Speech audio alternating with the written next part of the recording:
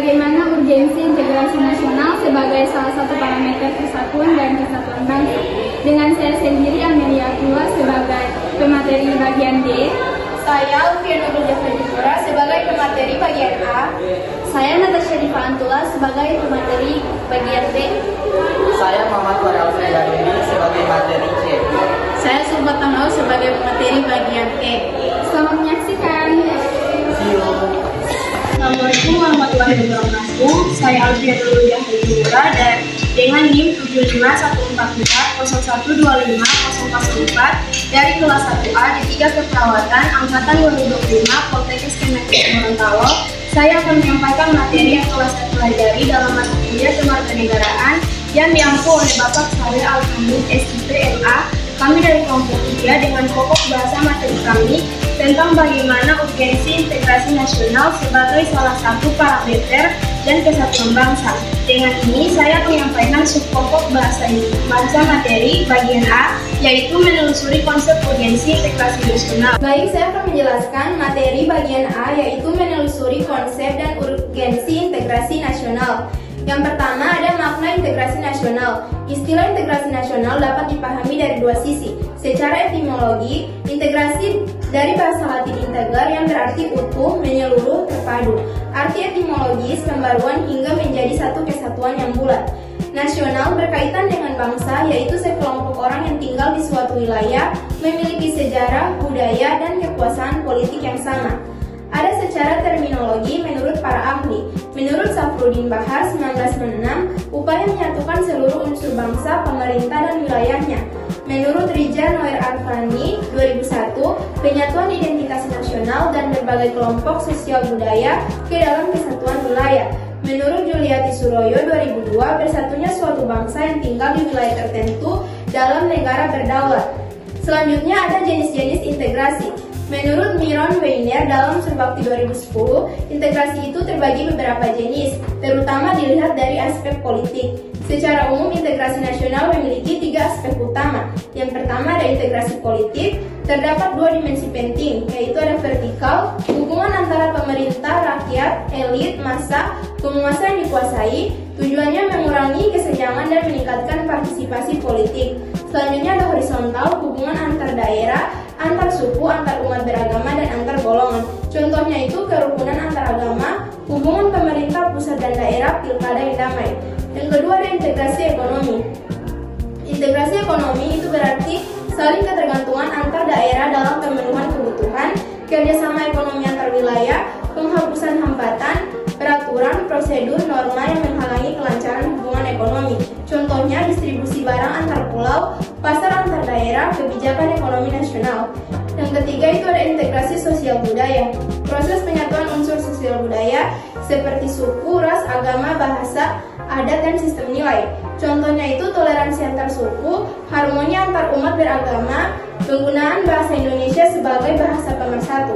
Yang ketiga, pentingnya integrasi nasional, terutama bagi negara yang baru merdeka. Menurut Miron Weiner, integrasi nasional sangat penting karena menciptakan pemerintah yang berkebebasan legitimate, yang kedua menyatukan potensi bangsa, yang ketiga menjaga persatuan dan kesatuan NKRI, yang keempat menghindari konflik horizontal dan vertikal, dan yang terakhir ada memperkuat identitas nasional. Assalamualaikum warahmatullahi wabarakatuh.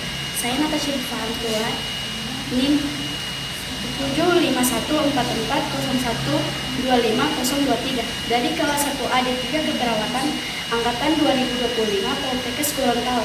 Saya akan menyampaikan materi yang telah saya pelajari dalam mata kuliah kewarganegaraan yang diampu oleh Bapak Saleh Hamid SIP MA. Kami kelompok 3 dengan pokok bahasa materi kami tentang bagaimana urgensi integrasi nasional sebagai salah satu parameter persatuan dan kesatuan bangsa. Dengan ini saya menyampaikan subpokok bahasa materi bagian D mengenai alasan mengapa diperlukan integrasi nasional. Baik, saya akan melanjutkan bagian D, yaitu menanya alasan mengapa diperlukan integrasi nasional.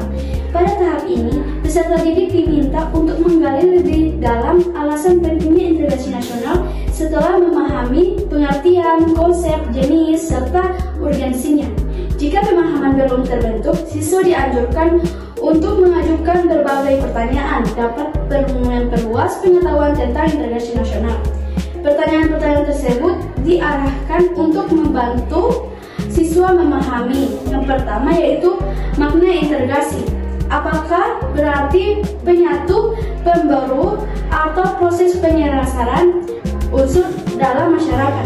Yang kedua yaitu makna nasional. Apakah identik dan bangsa atau negara? Yang ketiga yaitu objek integrasi, yaitu unsur apa saja dalam suatu bahasa yang harus dipersatukan, seperti budaya, sosial, politik, wilayah, dan sebagainya. Yang keempat, ada alasan setiap bangsa memerlukan integrasi seperti menjaga persatuan, stabilitas, dan keberlangsungan negara. Yang kelima yaitu dampak jika suatu negara tidak berinteraksi, misalnya konflik sosial, perpecahan, disintegrasi, perang saudara, hingga runtuhnya negara. Yang terakhir, contoh negara yang berhasil maupun gagal memerlukan integrasi untuk memberi gambar nyata. Selain itu, kegiatan pembelajaran juga mengarahkan siswa untuk mengembangkan kemampuan merumuskan pertanyaan, melakukan diskusi, dan memberikan jawaban antar kelompok. Prosedur kegiatan kelompok ada 6. Yang pertama yaitu setiap kelompok membutuhkan 3 pertanyaan terkait konsep dan organisasi integrasi nasional. Yang kedua yaitu setiap pertanyaan ditulis pada selembar kertas, diberikan identitas kelompok lalu dilipat. Yang ketiga yaitu lipatan kertas diberikan kepada kelompok lain. Yang keempat, kelompok yang mendiskusikan dan jawaban pertanyaan yang mereka terima. Yang kelima yaitu perwakilan kelompok yang menyarankan jawaban kepada kelompok pemilik pertanyaan. Yang terakhir yaitu proses dilakukan secara tertib dan teratur antar kelompok. Assalamualaikum warahmatullahi wabarakatuh. Saya Muhammad Fahri Alfreda Dungi dengan NIM 7514401 25019 dari kelas 1A di 3 Keperawatan angkatan tahun 2025 Poltekkes Gorontalo. Saya akan menyampaikan materi yang telah saya pelajari dalam mata kuliah kewarganegaraan yang diampu oleh Bapak Saleh Alhamid SI PMA kelompok 3 dengan pokok bahasan materi kami tentang bagaimana urgensi integrasi nasional sebagai salah satu parameter persatuan dan kesatuan bangsa. Dengan ini saya akan menyampaikan subpokok bahasan materi bagian C, menggali sumber historis, sosiologis, politik tentang integrasi nasional. Baik, jadi saya akan melanjutkan materi bab 3 pada bagian C, yaitu menggali sumber historis, sosiologis, politis tentang integrasi nasional. Subjudul ini membahas bagaimana integrasi nasional Indonesia tidak muncul secara tiba-tiba setelah kemerdekaan, tetapi memiliki akar historis, sosiologis, dan politik yang panjang. Integrasi nasional menjadi tugas yang utama bagi negara untuk memastikan seluruh warga dan wilayah benda berada dalam suatu kesatuan bangsa. Yang pertama, integrasi nasional sebelum 17 Agustus 1945. Pertanyaan dasarnya adalah, apakah Indonesia pernah mengalami proses integrasi sebelum merdeka? Jawabannya ya. Dan sejarah menunjukkan bahwa Indonesia telah melewati beberapa bentuk integrasi. Yang kedua, 3 model perkembangan sejarah integrasi di Indonesia. Menurut Suroyo 2022 ada 3 model integrasi dalam sejarah Indonesia. Yang pertama ada model integrasi Imperium Majapahit, yaitu bersifat kemaharajaan imperium, menggunakan struktur konsentris. Konsentris pertama ada Nagara Agung, pusat kekuasaan Jawa dan Madura dikuasai oleh sang raja. Yang kedua, konsentris kedua yaitu mancanegara dan pasisiran, kerajaan otonom di luar Jawa yang tetap terhubung. Yang ketiga, konsentris tanah sabrang, negara sahabat seperti Champa, Kamboja, dan Ayudhya. Terus integrasi dibangun melalui diplomasi, perdagangan, dan pengaruh politik. Yang kedua, model integrasi kolonial. Terjadi pada masa Hindia Belanda, sempurna pada awal abad ke-20. Integrasi dilakukan melalui penguasaan maritim dan wilayah dari Sabang sampai Merauke. Yang kedua, birokrasi kolonial, Belanda dan pribumi, tanpa keterlibatan masa rakyat. Terus tujuan utamanya bukan mempersatukan bangsa, melainkan menciptakan kesetiaan kepada penguasa kolonial. Terus tidak membangun kesadaran kebangsaan. Yang ketiga, model integrasi nasional Indonesia. Dimulai sejak Indonesia merdeka tahun 1945, terus berbeda dari integrasi kolonial karena tujuannya adalah membentuk bangsa Indonesia yang merdeka, terus mewujudkan semangat kebangsaan nasionalisme dan membangun kesadaran kebangsaan baru. Integrasi model ini merupakan proses besar untuk menyatukan keragaman suku, budaya, agama, dan wilayah satu nation state. Yang ketiga, perkembangan integrasi di Indonesia, yaitu setelah merdeka, integrasi nasional terus dikembangkan melalui strategi-strategi penting. Lanjutan pada halaman berikutnya, tetapi masih pada bagian subjudul C, yaitu ancaman dari luar. Solidaritas meningkat ketika ada ancaman terhadap negara. Terus, gaya politik kepemimpinan. Kepemimpinan ini yang kuat dan berwibawa memperkuat persatuan. Selanjutnya, kekuatan lembaga-lembaga politik. Lembaga negara yang efektif ikut menjaga integrasi dan ideologi nasional Pancasila, menjadi pemersatu bangsa Indonesia. Dan yang terakhir, kesempatan pembangunan nasional ekonomi. Kemajuan ekonomi dapat memperkecil kesenjangan dan konflik. Kesimpulan singkat, subjudul C ini menunjukkan bahwa integrasi nasional Indonesia memiliki perjalanan panjang, mulai dari masa Majapahit, kolonialisme Belanda hingga masa Indonesia merdeka. Setiap periode memiliki karakter integrasi berbeda, namun semuanya berkontribusi pada pembentukan Indonesia sebagai sebuah bangsa yang utuh. Assalamualaikum warahmatullahi wabarakatuh. Perkenalkan, saya Amelia Abdullah dengan NIM 7514401250005 dari kelas 1A di 3 keperawatan angkatan 2025 Poltekkes Kemenkes Gorontalo. Saya akan menyampaikan materi yang telah saya pelajari dalam mata kuliah kewarganegaraan yang diampu oleh Bapak Saleh Alhamid SIP MA. Kami dari kelompok 3 dengan pokok bahasan materi kami tentang bagaimana urgensi integrasi nasional sebagai salah satu parameter kesatuan dan kesatuan bangsa. Dengan ini saya akan menyampaikan subpokok bahasan materi bagian D, yaitu membangun argumen tentang dinamika dan tantangan integrasi nasional. Baik, selanjutnya saya akan melanjutkan materi tentang bagian D, yaitu membangun argumen tentang dinamika dan tantangan integrasi nasional.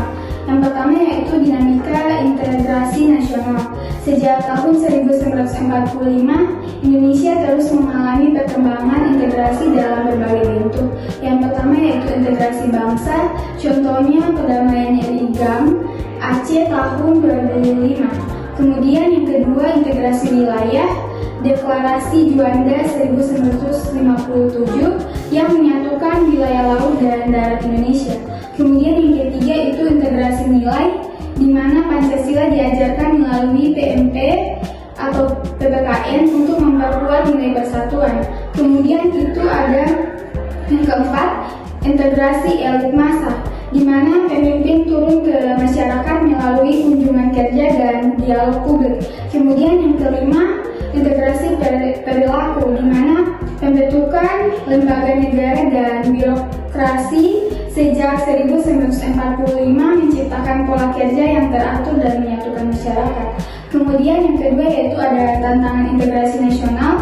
Tantangan muncul dari dua dimensi yaitu horizontal, di mana perbedaan suku, agama, ras, wilayah, serta kuatnya primordialisme yang dapat memicu konflik. Kemudian ada vertikal, jarak antar elit dan rakyat, kebijakan pemerintah yang kurang sesuai dengan kebutuhan masyarakat, serta melemahnya hubungan pemimpin massa. Pada era reformasi, konflik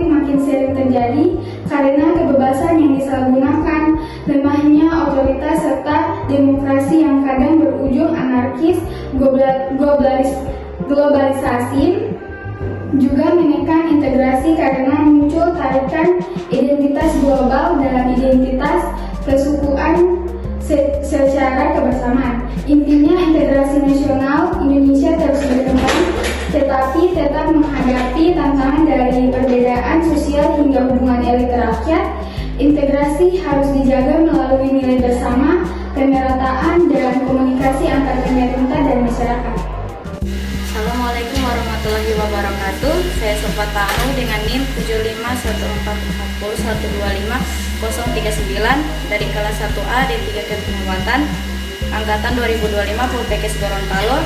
Saya akan menyampaikan materi yang telah saya pelajari dalam mata kuliah kewarganegaraan yang diampu oleh Bapak Saleh Alhamid, SIP MA.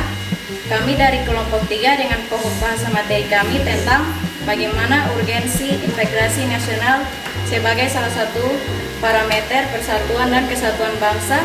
Dengan ini saya akan menyampaikan subpokok bahasa materi bagian E, yaitu mendeskripsikan esensi dan urgensi integrasi nasional. Saya akan melanjutkan bagian terakhir, bagian E, yaitu esensi urgensi integrasi nasional. Integrasi nasional merupakan kondisi ketika masyarakat bersatu dan hidup harmonis meskipun memiliki berbagai perbedaan. Esensi integrasi nasional terletak pada kemampuan suatu bangsa untuk menyatukan kebagian pentingnya, yaitu nilai dan perbedaan sosial budaya agar terbentuknya kehidupan yang stabil, rukun, dan saling mendukung. Integrasi tidak berarti menghilangkan perbedaan, tetapi mengolahnya agar tidak menimbulkan konflik. Urgensi integrasi nasional sangat besar bagi berkelangsungan suatu negara. Ketika masyarakat berintegrasi, negara dapat membangun dan mencapai tujuan nasional secara optimal. Sebaiknya, konflik yang seterusnya terjadi justru menimbulkan kerugian fisik, material, serta tekanan mental masyarakat, dan hambatan pembangunan karena sumber daya negara teralih untuk menangani pertentangan. Walaupun masyarakat selalu memiliki potensi konflik, integrasi tetap harus diupayakan karena kegagalan mewujudkan dapat mengancam kejayaan bahkan kelangsungan hidup bangsa. Baik, itulah materi pembahasan kami tentang bagaimana urgensi integrasi nasional sebagai